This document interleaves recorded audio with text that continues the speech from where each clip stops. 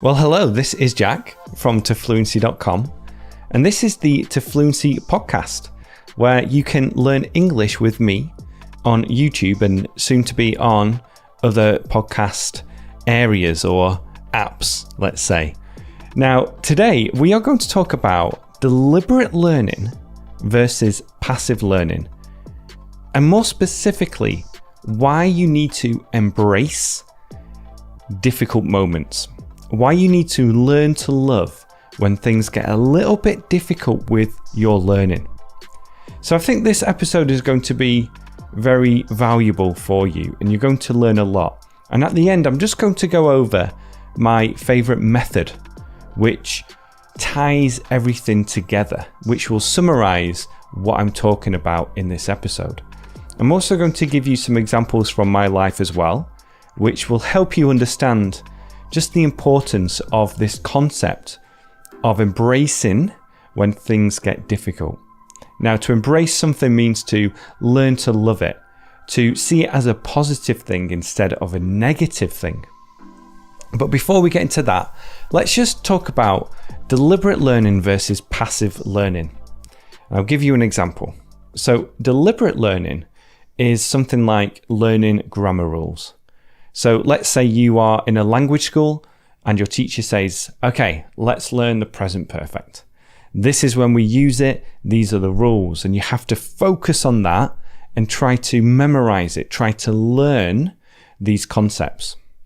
Whereas passive learning is when you are watching a TV program in English and you are just naturally getting that input, which I've talked about a lot. It's so important to get input, because that's how you're going to really absorb English and just get used to the English language. But the opposite of that, again, is deliberate learning. Grammar rules, when you focus on learning new words and phrases, when you use a method that I'm going to talk about later, when you try to learn how to say a word that is difficult for you to say and you practice this a few times and you practice it again next week. That is deliberate learning.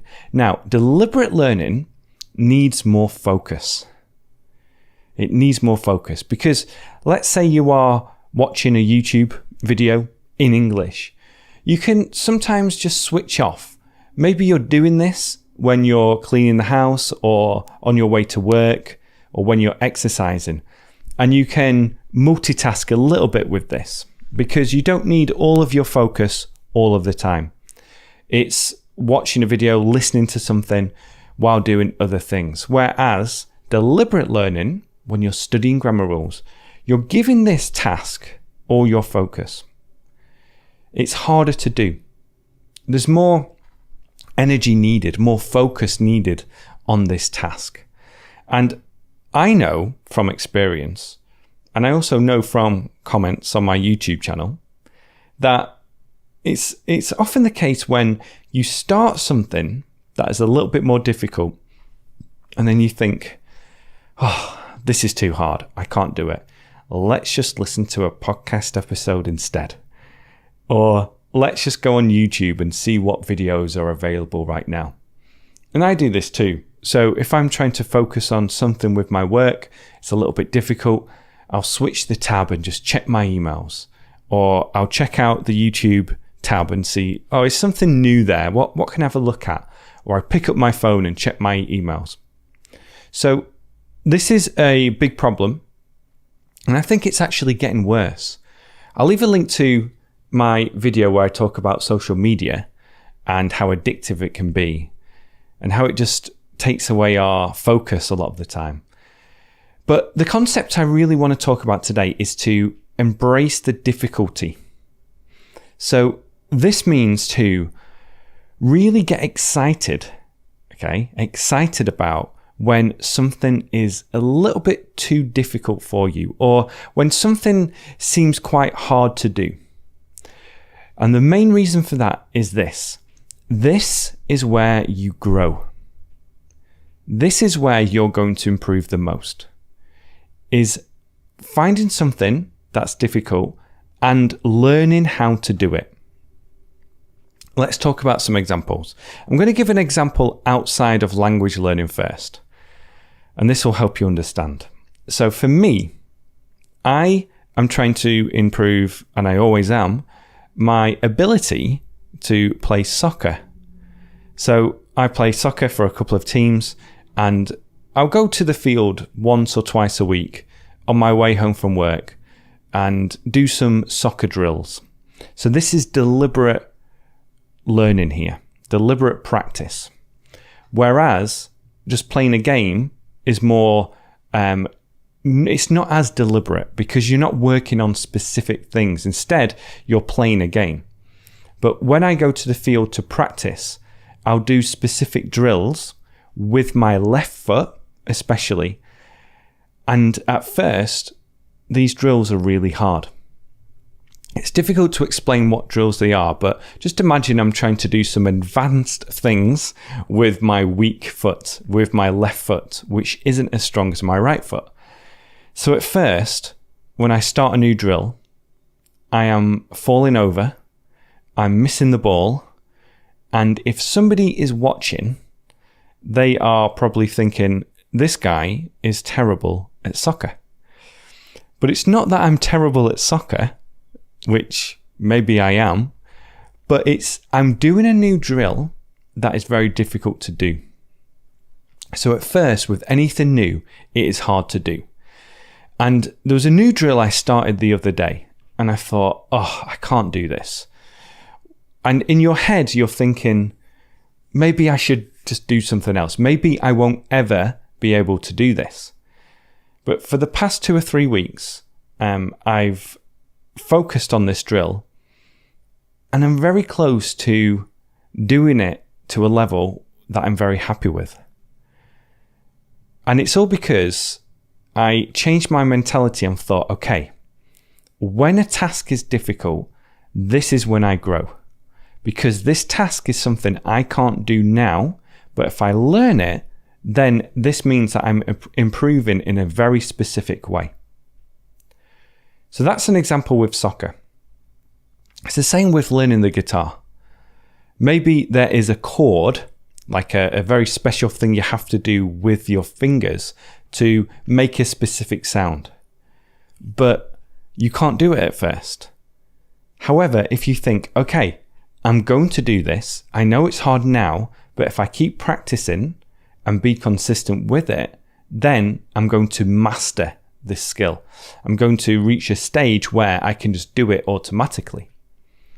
It's the same with language learning too. Now, an example from my life is I found Spanish pronunciation very difficult. I had a big problem with saying specific sounds, like the R sound. And it's very difficult or different in Spanish for me. But I went through a period where I embraced this difficulty and I improved in all these areas. And I did the things that in Spanish where I really had to focus on improving. I really had to focus on those specific tasks. That's when I improved the most. I also did the input, the listening, etc., and that helped too. But for me, what really moved my Spanish forward was embracing the difficult things to do.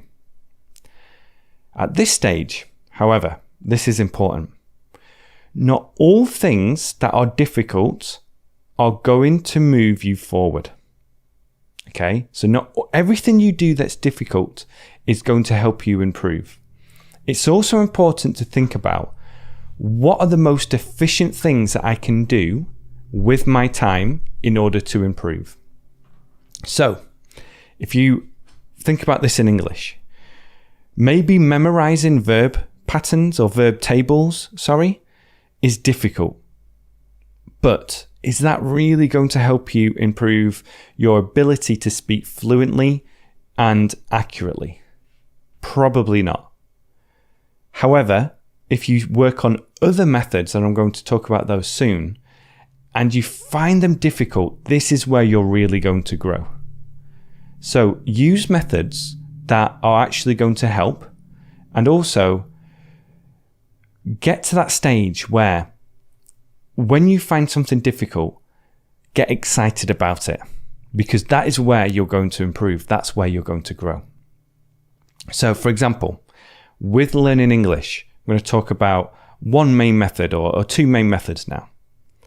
The first one is learning the sounds of English and learning what to do with your mouth in order to make those sounds be more accurate when you speak. Now, I have a course called the Tofluency Program. If you go to tofluency.com and click on the menu bar, there's a link to the program there if you want to check it out. But inside that course, I go through different sounds of English and different areas of English pronunciation. And people send me their recordings when they go through this. And there's certain sounds that people find difficult to make. There are certain areas of the course as well that people find difficult. And what I notice is that, again, at first, the recordings aren't as good, but with practice and with knowing what to do with your mouth, then this gets so much better. Okay? So, for example, some people find it difficult to say the different sounds, for example, that are quite similar. For example, there's the I sound and the E sound. Sit, seat. Sit, seat. It, eat. It, eat. Where you have the short sound and the longer sound, and it's just slightly different in your mouth. And Spanish speakers especially find this difficult. But when you reach this stage, you might think, oh, I can't do it. I can't make those sounds. It's too difficult. If you find yourself thinking this, that's when you say, okay, let's go all in. Let's really make this my focus now, and I'm going to do it. And it takes energy. It takes focus. It's not comfortable to do this. But again, this is where you're going to grow. So then you can learn how to make those different sounds, practice them, record your own voice, and then repeat it once you can master it. And then after a while, this will just become normal. It will become automatic to you when you say these different sounds. So you can think about that with all areas of English pronunciation. You can practice it with all the sounds of English. Another example might be connected speech as well, or the schwa sound. It might be drop syllables. It could be relaxed pronunciation as well, where you try to practice I want to, and then that goes to I wanna go, I'm gonna wanna go soon, I'm gonna wanna go soon. That might sound very difficult to say now, but again, if you just practice this, you can get there. So that's one method. The other method is my favorite method, the LRRC method, which is similar to the pronunciation method, but instead we are learning phrases. So you find a phrase like, I'm going to want to go soon. You listen to the phrase, you repeat it, you record your version of this, and then you listen to your phrase and compare it to the original. Okay? So that way, what you're doing is, again, you're really focusing on the accuracy here. I'm going to want to go soon. Now, if you can't quite understand what I'm saying here, it's I'm going to want to go soon. But this gets changed to the relaxed pronunciation to I'm gonna wanna go soon. I'm gonna wanna go soon. And in order to do that, you need to slow down the audio. You need to really focus on the audio. Practice saying it. There will be times when you just can't say it correctly. But again, if you keep practicing and embracing this, really learning to love this feeling of it being uncomfortable, that's where you're going to grow.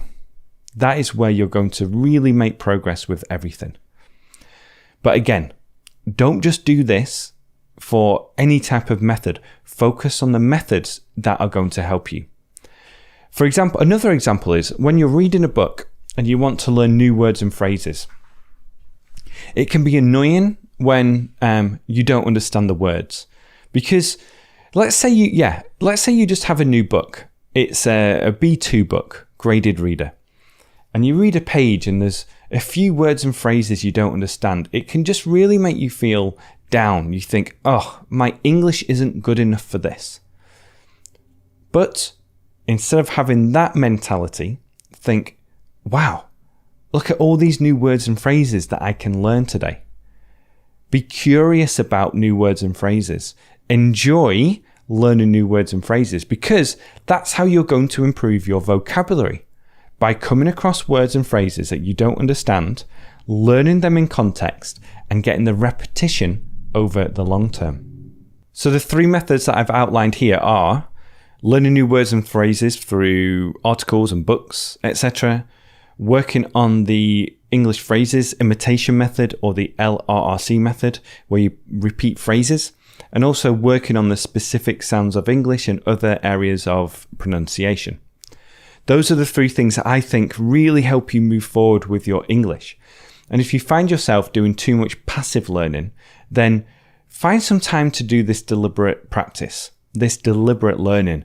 And be sure to do it when you can have the time and the space to focus on it, because it is going to take more of your focus. And if people are going to interrupt you, then it won't be as easy just to stick with it. But again, think about this in terms of don't think about this in terms of my English is terrible, I can't do it. Think about it as this is a great opportunity for me to improve in this area. And it's that constant focused learning on a consistent basis that is going to really move your English forward. So I'd love to know what you think about this, and talk about your mentality if there's a comment section below, wherever you're listening to this. Talk about your mentality with your learning. When you've stopped learning because it has become too difficult, or when you are going to use this in the future when it comes to deliberate practice. And let me know what other methods you're going to include when it comes to this area of English too. Now, if you've enjoyed this, then please share it with somebody that you think would benefit from it. And also go to tofluency.com, TOFLUENCY.com, to learn more about my methods, and also to get a free book, The 5-Step Plan for English Fluency. And if you can't find it anywhere, just search for Tofluency, TOFLUENCY, on YouTube or on Google to find more of what we do. Okay, so thank you so much for listening to this. I hope you enjoyed it. I hope you found it useful, and I will speak to you soon. Bye-bye.